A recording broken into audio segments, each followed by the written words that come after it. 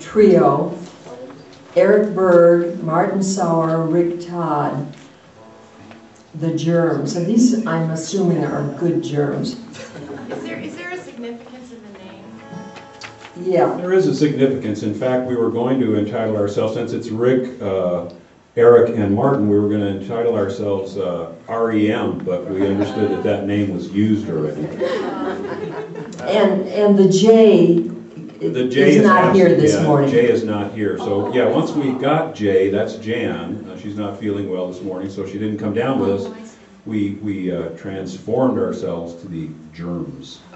The So Erms. this morning you're the Erms. The truth of the matter is, to begin with, we were going to entitle ourselves, when it was just Rick and Martin and myself, we were going to entitle ourselves the Hairless Hippies. But at least one member of the band took umbrage.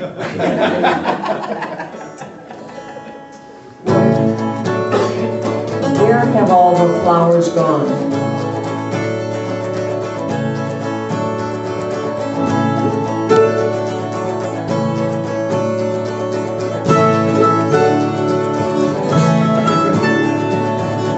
Where have all the flowers gone? Long time passing. Where have all the flowers gone? A long time ago. Where have all the flowers gone? Gone to young girls, everyone. When will they ever learn? When will they ever learn?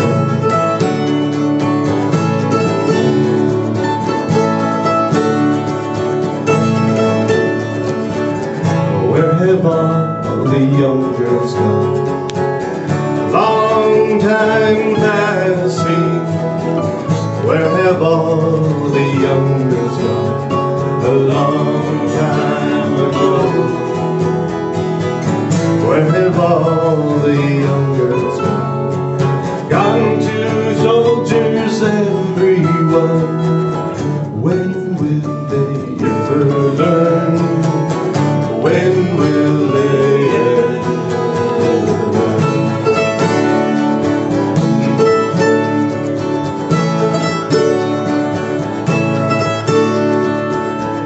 Where have all the soldiers gone? Long time passing. Where have all the soldiers gone? A long time ago. Where have all the soldiers gone? Gone to graveyards, everyone. When will they ever learn? When will they ever learn?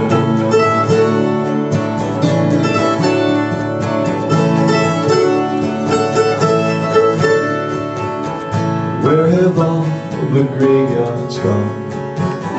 Long time passing. Where have all the graveyards gone? A long time ago. Where have all the graveyards gone? Gone to flowers, everyone.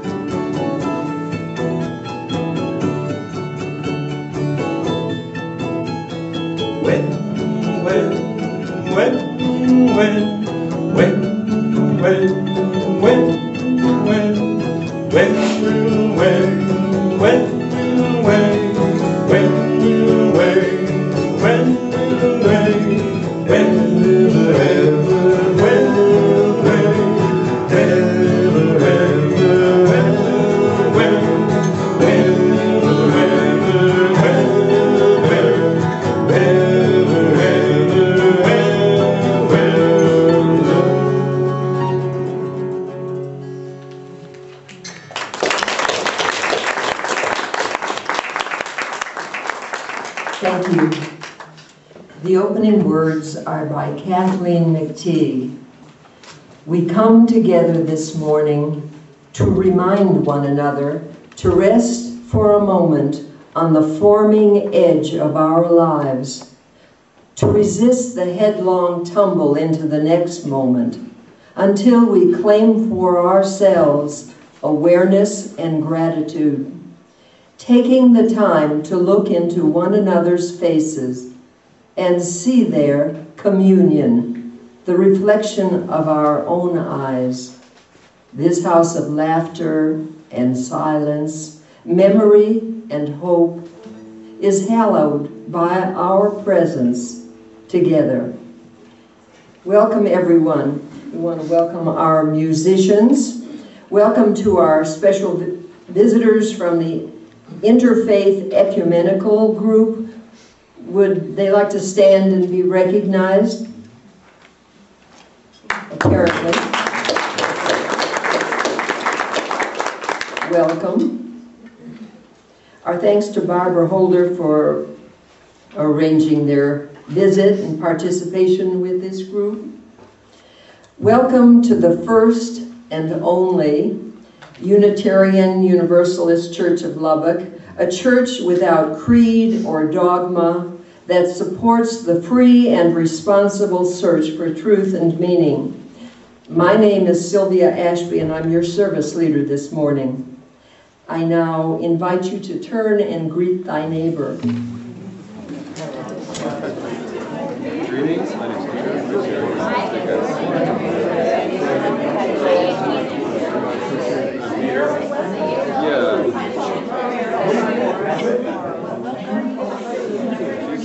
She's supposedly coming, but she's bringing something for the potluck, and I think she... That's enough conviviality. So, it's taking a little longer than... Are there any other visitors who would like to introduce themselves or be introduced? Everyone is welcome to participate. Each of our services is different as we present many points of view, reflecting our own diversity of beliefs. Oh, I see a hand waving. Oh, sorry about that. I know you've all met my daughter. Yeah. Please stand. And Scott, my son-in-law, who are visiting from Connecticut. Welcome. And Kathleen McTeague is the minister of the church that Dominique attends in Oh, Connecticut. I thought you were suddenly going to say, and Kathleen McTeague is here, and I thought, oh my God. Good, good. Sorry I didn't see your hand flying back there. We encourage each of you to join with us in our open-ended exploration. If you've decided to identify yourself as a UU, speak with someone on the membership committee after the service. Would committee members please raise their hands? Oh, good. I now invite Cliff Ashby, in the spirit of nepotism, to light the chalice, a symbol of our community, many lights forming one flame. Yeah, I hope that works. We'll find out, won't we? It worked before. Call a younger person. But that only has one button on it.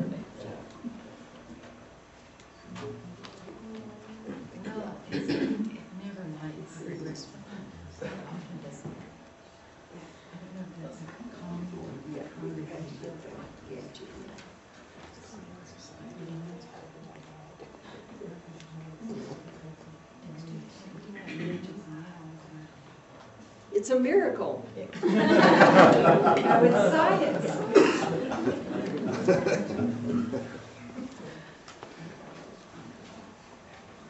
Please find the words in your order of service and join me in reading them, the chalice lighting words. May this light warm our hearts with love and caring, and guide us in the way of truth. As we gather here, we pledge ourselves to the endless search for truth, to the right of each to believe as mind, heart, and conscience dictates, to accept the responsibilities this freedom commands, and to implement our belief in the essential worth and dignity of every human being. We will now have our children's story read by Andy Cooley.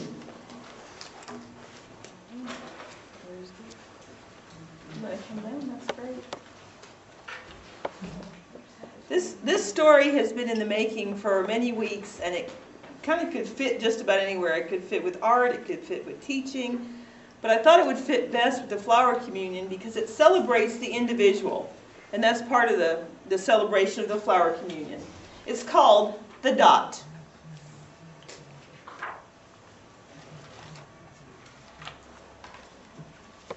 Well, art class was over, but Vashti sat glued to her chair. Her paper was empty.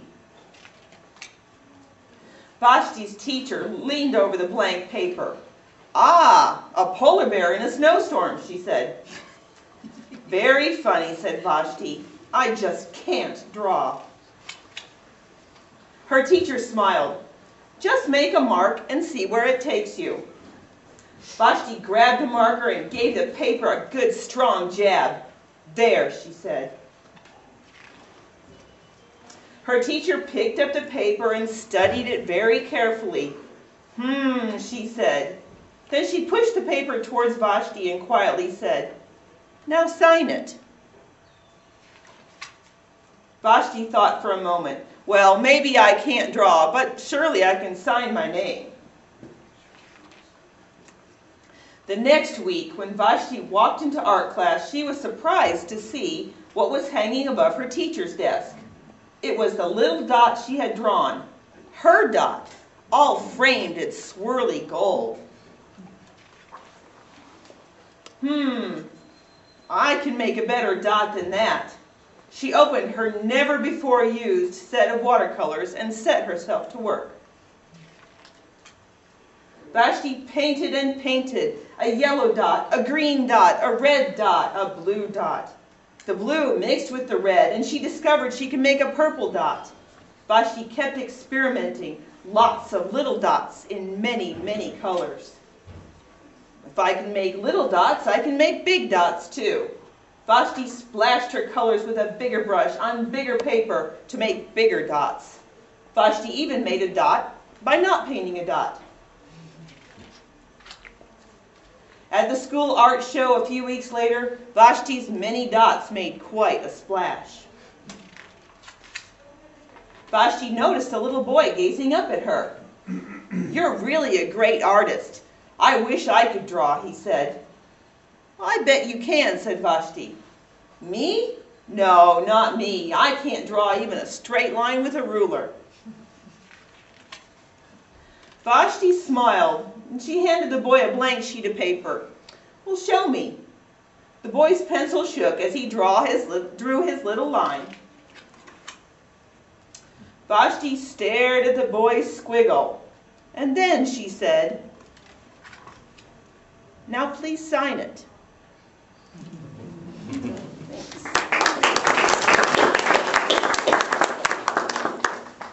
That's the origin of pointillism.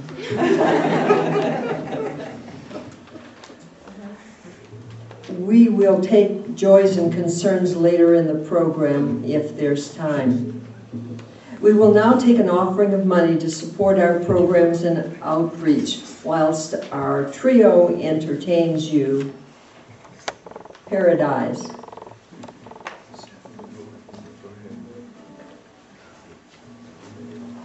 Yeah, you'll see this listed in the program as the title of the song is Paradise. And for those of you who are folk music aficionados, you might be thinking to yourself, well, what is the John Prine song about the coal train, Mr. Peabody's coal train hauling away, Muhlenberg County have to do with the flower ceremony? Well, I have an explanation for that. And the explanation is that the title of this song is not Paradise.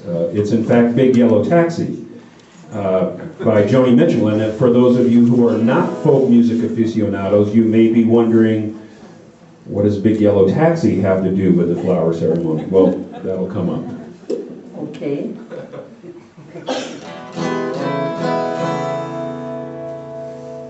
I had to change some words to. I hope it wasn't too gratuitous just to put the word flower in here every once in a while. We really had trouble coming up with a third song, so this is it. That's the second one.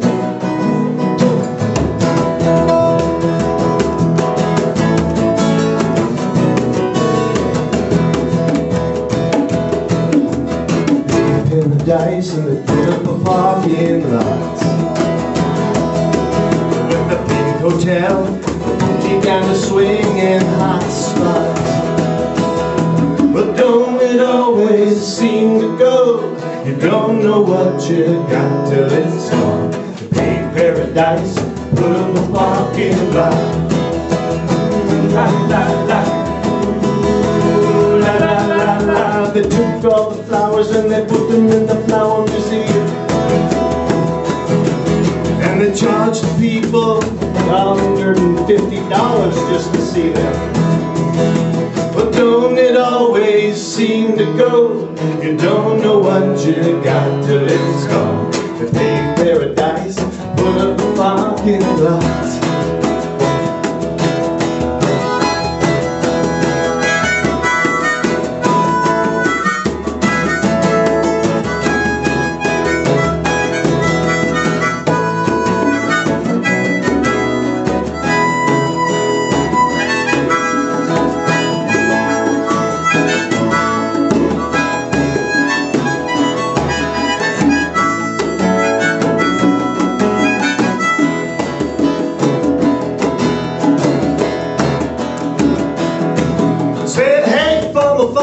You put away your DDT now. Give me spots on my apples, but leave me the birds and the bees. Well, don't it always seem to go? You don't know what you got till it's gone. The big paradise, put up a parking lot. La la la la. Ooh, la la la la. Well, late last night, heard the screen door slam, and a big yellow taxi come and took away my whole planet. But don't it always seem to go? You don't know what you got till it's gone. Big paradise, put up a parking lot. La la la. Big paradise, put up a parking lot. La la la la, the big paradise, put up a parking lot.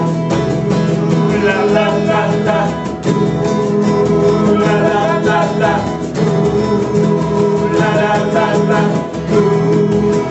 la la la la.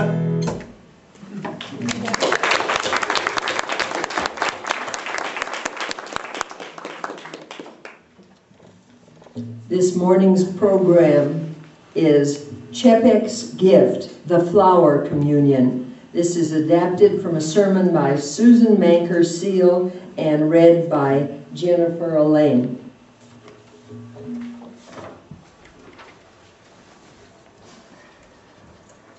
Good morning. We don't have a lot of Unitarian martyrs.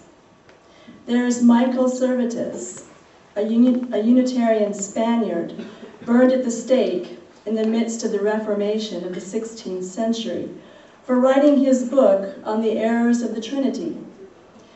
There is Francis David, Unitarian Bishop of Transylvania, who perished in prison after the Unitarian king, John Sigismund, died and Orthodox views regained power. This also in the 16th century. Then, though there has been much persecution toward Unitarians, we don't hold any more martyrs in popular Unitarian history until we come to the 20th century and the Czechoslovakian Unitarian, the Reverend Norbert Fabian Čapek. Čapek was imprisoned by the Nazis for listening to foreign radio broadcasts and preaching freedom.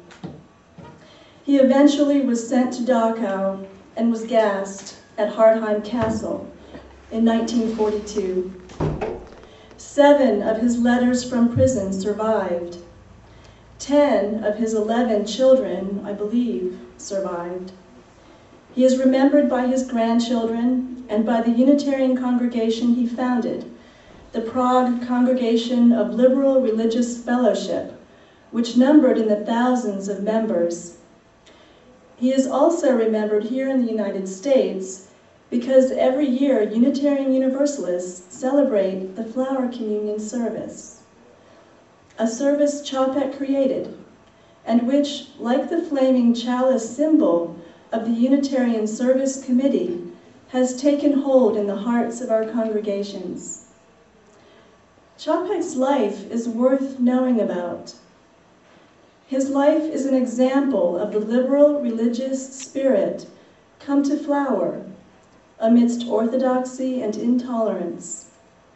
He brought a message of hope and freedom and joy to a people disillusioned by established faiths. His was a dream of a new religion founded not on dogmas, but on the divine spark which is in each person's own soul. Chapek was born in 1870 in South Bohemia, in a little village which looks almost the same even today. He was apprenticed to his uncle in Vienna and worked as a tailor until he was 18, when his relatives discovered he was no longer practicing the Catholic faith and had been secretly baptized. Outraged, they kicked him out, but instead of going home, Chapek became a missionary for the Baptists. Chapek traveled to Bratislava in Upper Hungary. There he met much persecution as a Baptist missionary in a thoroughly Roman Catholic province. According to Richard Henry in his book, Norbert Fabian Chapek, A Spiritual Journey, Habsburg authorities kept tabs on such activities, and a weekly list of times and places of meetings was required to be provided to the local police, who would drop in without notice. This type of persecution would follow him periodically throughout his ministry, as both a Baptist and later a Unitarian.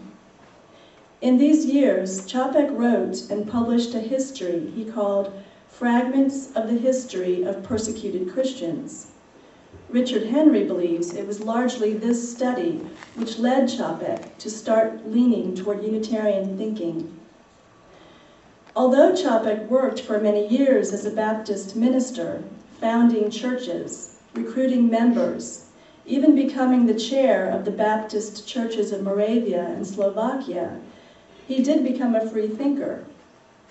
In one of the many newsletters and journals he edited, he wrote of his unique group of Baptists. Who are we? We are neither a club nor a church in the common meaning of that word. We are a spiritual family, brothers and sisters, and we have one Father. He was accused by his superior in Prague of openly denying the doctrine of the Trinity. At this turn of the century in Czech history, a movement was evolving which was called modernism. Scholars were exploring new techniques in Bible or in biblical criticism and revealing such things as the multiple authorship of Genesis and other books of the Bible, as well as drawing a distinction between the Christ of faith and the Jesus of history. This led to such turmoil among the Catholics that the Pope issued an encyclical in 1907 condemning modernism as leading to the annihilation of all religion. As a result, priests considered leaving their ministries, and Chapek was very aware that his country was ready for something new, a faith without dogma, a free Christianity. He didn't know what he was looking for, but he wanted to be ready. He contacted Professor Tomáš Masaryk, whose work on the religious foundations of Czech culture and identity had interested him, and asked to meet, hoping to get some idea of what this new religious movement his country was so ripe for might be. It is a legend among Unitarian Universalists, so writes Richard Henry, that upon meeting Masaryk in 1910, that Masaryk told Čapek, "Why, Čapek, you're not really a Baptist, you're a Unitarian." Masaryk agreed with Čapek that what humanity needed was a new kind of religion, but he also cautioned that people were not yet ready for it. He urged Čapek to attend the International Congress of Religious Liberals, which we now know as the International Association for Religious Freedom, of which we Unitarian Universalists are members, which was to meet in Berlin. There, Čapek was among 3,000 attendees from all over the world: Buddhists, Hindus, Muslims, Sikhs, Taoists, Tibetan followers of the Dalai Lama, Jews, and representatives of every shade of Christian belief. Masaryk also arranged for Čapek to meet the newly appointed Secretary of the American Unitarian Association's Department of Foreign Relations, the Reverend Charles W. Wendt. Nothing apparently came of this meeting, and records indicate that Čapek had requested funds to start a new religious movement in Moravia, but that no action was recorded. Masaryk later said that the Unitarian Church is like a mother unwilling to nurse her own children. Čapek became disillusioned about missionary work and went into the literary field, though he continued to serve Baptist congregations. He wrote in one journal about the struggle and task of Czechs. "We do not favor dogmas. They are but lifeless formulas. We love reality, whatever moves the mind, the heart, and the muscles. Let us do away with all numbness, all dying ideals. We seek new ideas and new kinds of mental effort. Freedom, that's something we get enthusiastic about. Let's free ourselves from superstition and prejudice, and then truth in its full beauty will appear. Let us inscribe on our banner freedom of conscience, and let us win battles with it everywhere." In 1911, Čapek was forced to leave his congregation. His writings on the principles of the unity of brethren, which were more frequently being cut by the censors, were under suspicion of the Austrian authorities, smacking of treason, and Catholics smelled heresy. In 1913, war broke out. In 1914, a friendly police commissioner told Čapek that he was on the Austrian blacklist and advised him to leave the country. Čapek took his family and fled to the United States, where he served a Baptist congregation in New York and later in Newark, New Jersey. His years in the United States involved 2 heresy trials, wherein certain Slovak Baptist ministers tried to accuse Čapek of not being a Baptist. He was exonerated in both, but it hurt him deeply. He worked with Czechs in New Jersey to advocate for an independent Czechoslovakia, even as his old friend, Thomas Masaryk, the man who had introduced him to the Unitarians, worked in exile in Switzerland for the same thing. Čapek was appointed by the Office of Military Intelligence to serve in gathering information from the various racial groups in Newark to help with the problem of foreign-speaking soldiers in the army, and Čapek became chair of the Newark Red Cross chapter. At the end of the war, as his friend Masaryk was appointed president of the new Czech Republic, Čapek had a crisis of faith.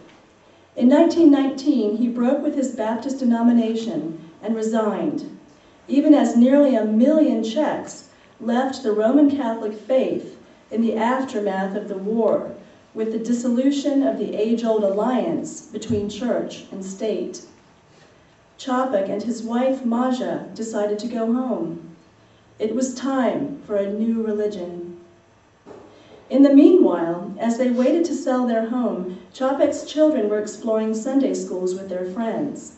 Chopik would ask them each Sunday what they learned, and disappointed each time would encourage them to seek some more. One day they came home, and what they had to say impressed him so much that he and his wife went to church again, to the Unitarian Church of Essex County, New Jersey. They joined in 1921.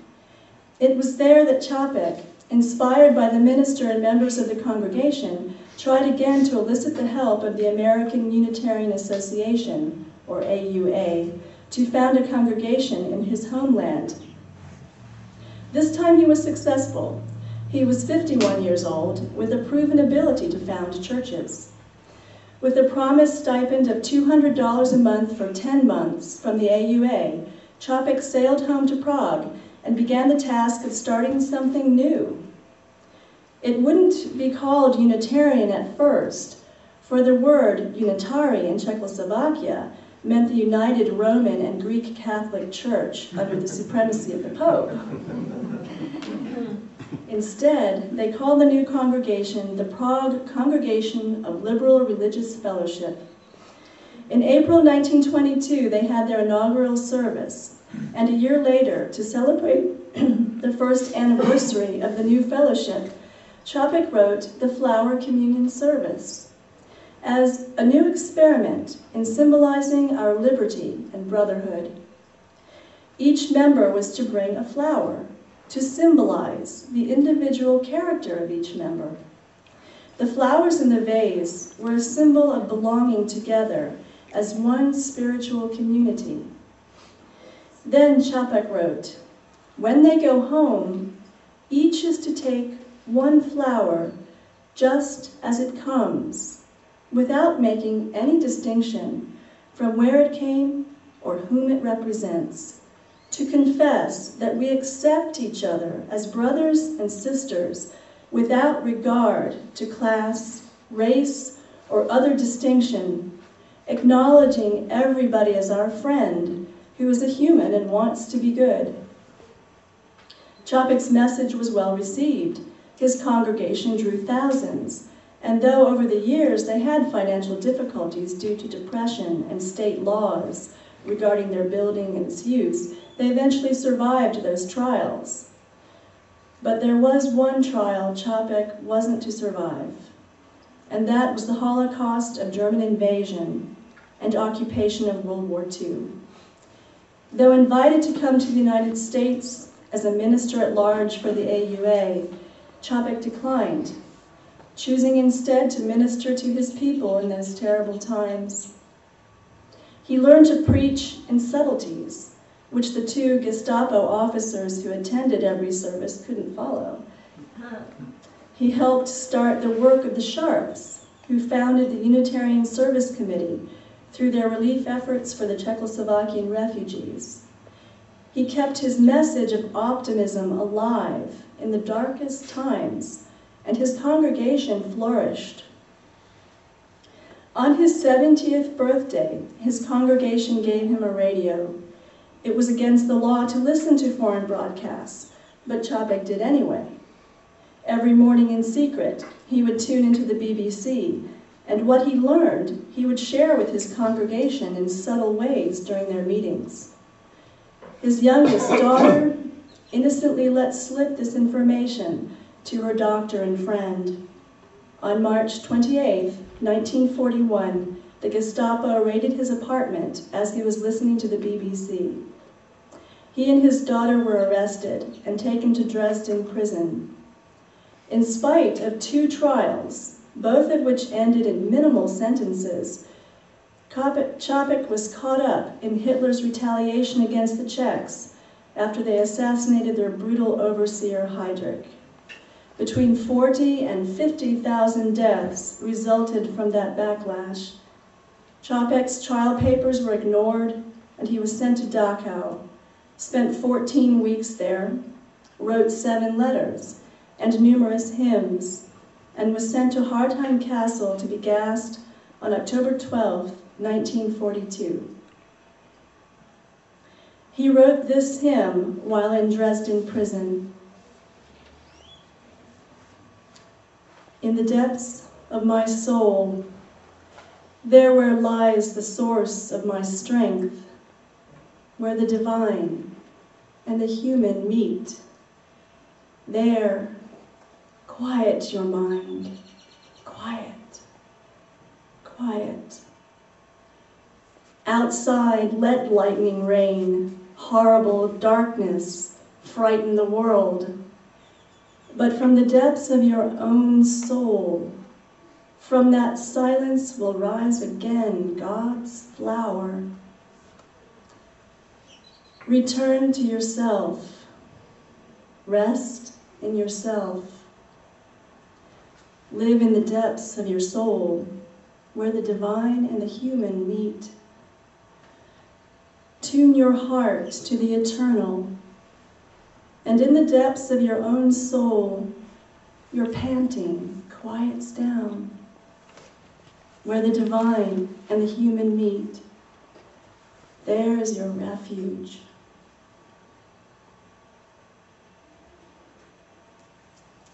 In memory of Norbert Chapek and of every expression where the divine and human meet, we celebrate this morning's Flower Communion service, grateful for Chapek's gift of community and love.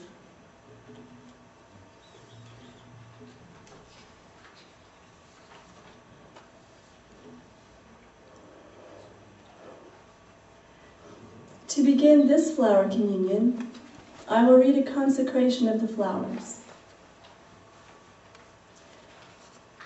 Behold these flowers, gifts of spring, to each of us an invitation to seek that which grows in beauty and in joy within us and around us. Let us now in thanks share these offerings of friendship, that the seeds of fellowship and peace be spread from my hand to your hand, from my heart to your heart. Come, let us strew the world with bright wreaths, and may the breezes carry to every shadowed corner sweet blooms of freedom.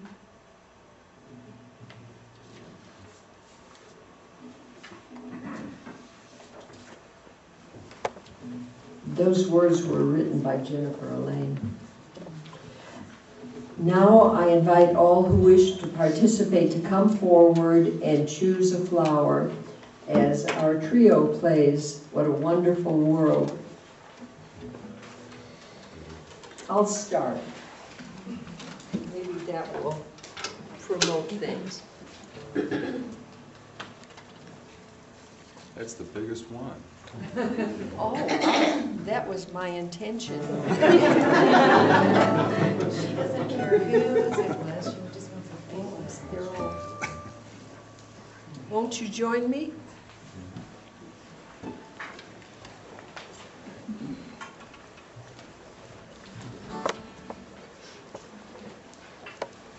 Go ahead.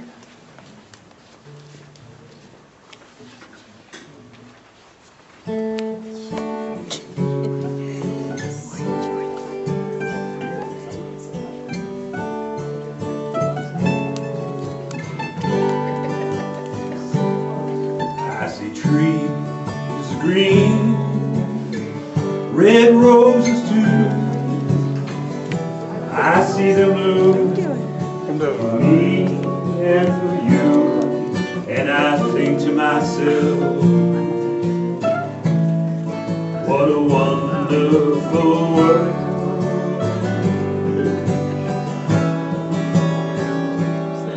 I see skies of blue, clouds of white, bright blessed day, dark sacred night. And I think to myself, what a wonderful world.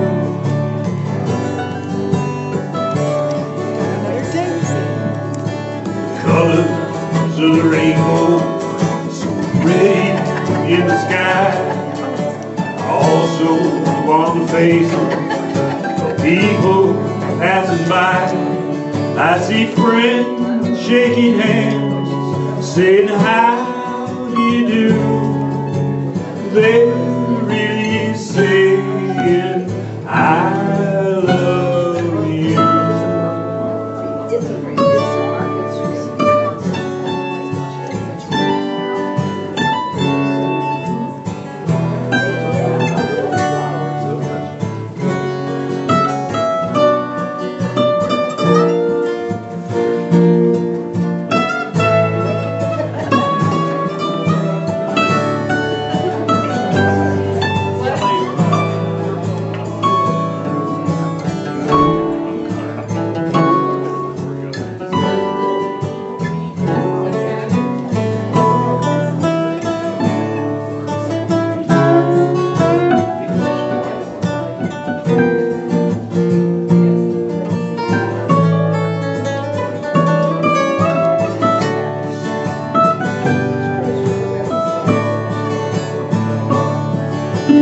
Colors of the rainbow, so pretty in the sky, are also on the faces of people passing by.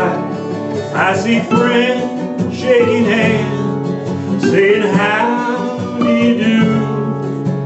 They're really saying I love you. I hear babies cry, watch them grow. They'll learn much more than I'll ever know. And I think to myself, what a wonderful world.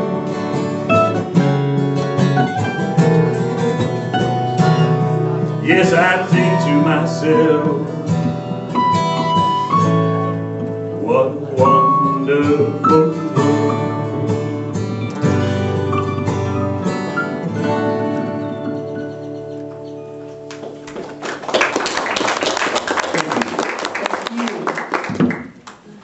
The closing words were written by Jennifer Lane.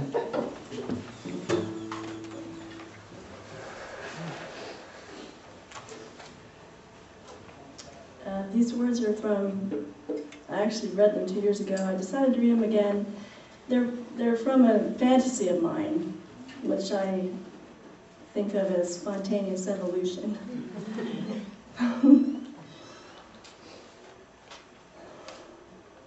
Bright petals twirl and turn, spiraling towards earth, now floating towards sun, each one dancing all together, free from root and stem, after the blooming, after the joyous unfolding. And I close my eyes and push my hands against the insides of my pockets, to lean into the wind, to feel the multitude of colors, to savor the moment of harmony. It should be this easy to awake, each one of us, the world over, to awake and dance this flower dance.